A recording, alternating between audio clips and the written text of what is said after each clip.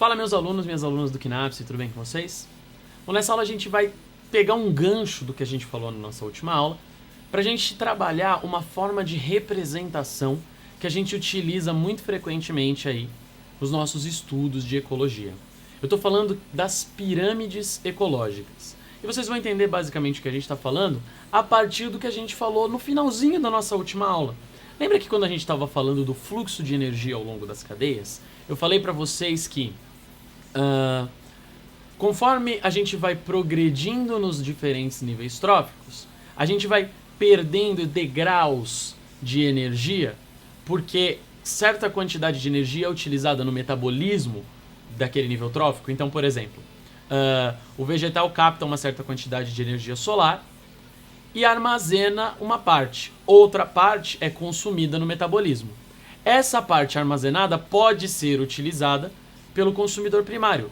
Então a energia captada pelo consumidor primário, ela tem um pedaço ali que ela é menor do que a energia que foi captada pelo produtor, porque uma certa quantidade de energia foi utilizada no metabolismo daquele produtor. Então, vamos imaginar que a gente vai representar então como níveis de uma pirâmide a quantidade de energia que a gente tem num determinado nível trófico. Aí você vai observar isso aqui que eu tenho no slide para vocês. Ó. Os produtores então apresentam uma certa quantidade de energia. Perceba que eu estou colocando aqui então um retângulo na horizontal em que a largura significa a quantidade de energia desse nível trófico e a altura é igual para todos eles. Então os produtores têm uma certa quantidade de energia que eles captam do ambiente. Mas os consumidores primários conseguem captar desses produtores uma quantidade menor de energia. E os consumidores secundários uma quantidade menor do que os consumidores primários e assim por diante. Perceba que isso forma aqui, olha, uma pirâmide. Tá certo? E a gente está usando essa pirâmide para representar a quantidade de energia. Mas a gente pode usar a mesma ideia para outras coisas para outras características desse ecossistema. Dá uma olhadinha no slide aí, ó. Por exemplo, a gente pode usar essa pirâmide que a gente chamou de pirâmide de energia, então. Mas também a gente pode representar não a energia de cada nível trófico, mas o número de seres que a gente vai encontrar em cada nível trófico. Então a gente vai formar uma pirâmide de número. Ou então, a gente pode representar a quantidade de matéria orgânica que a gente vai encontrar em cada nível trófico, medida pela massa. E essa quantidade de massa de matéria orgânica a gente chama de biomassa.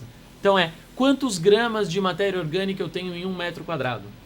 E eu vou representar quantos gramas de produtores, quantos gramas de consumidores primários, quantos gramas de consumidores secundários. Isso é a pirâmide de biomassa, certo? Vamos pensar um pouquinho, então, na pirâmide de número. Em geral, o que acontece é o seguinte. Um consumidor secundário, por exemplo, vai se alimentar de vários consumidores primários. Imagina o seguinte, um sapo vai comer vários insetos. Então, a quantidade de sapos no meu ecossistema tende a ser menor do que a minha quantidade de insetos. E aí, uma cobra vai se alimentar de vários sapos. A quantidade de cobras tende a ser menor do que a quantidade de sapos. Então a gente vai formando essa pirâmide que ela vai ter o mesmo formato da nossa pirâmide de energia, mas a gente está falando de uma pirâmide de número. Mas vamos pensar numa outra situação. Um inseto não come uma planta toda. Vários insetos se alimentam de uma única planta. Então, nesse caso, a gente vai ter um número muito maior de consumidores primários do que de produtores. E aí o formato da pirâmide muda. Dá uma olhadinha na imagem, ó. Então o que a gente tinha? Vamos imaginar aqui que a gente esteja falando de insetos, sapos e cobras. Então a quantidade de sapos é menor do que a quantidade de insetos, a quantidade de cobras é menor do que a quantidade de sapos. Mas se eu tenho um produtor que alimenta vários consumidores primários, olha só como fica o formato dessa pirâmide. Ela deixa de ter um formato de pirâmide em si, então a gente chama ela de pirâmide invertida. Em contraposição à pirâmide direta, tradicional, aquela que a gente viu quando a gente falou de fluxo de energia, certo? Eu quero que vocês deem uma olhadinha aqui, olha, naquela pirâmide que a gente tinha feito de energia. Na pirâmide de energia, lembra que o fluxo era unidirecional? Então, o fluxo de energia ao longo das cadeias, ele é unidirecional. Isso faz com que a pirâmide de energia seja sempre direta. Ao contrário das pirâmides de número e de biomassa, que podem ser, então, diretas ou invertidas, dependendo do ecossistema que a gente está analisando. Tá certo?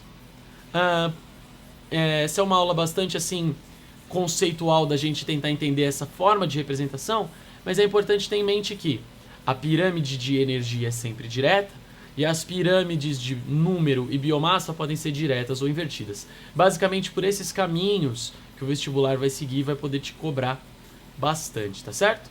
A gente se vê na próxima aula, um abraço e até lá. Só mais um recadinho. Se você chegou até aqui é porque provavelmente você gostou da minha aula.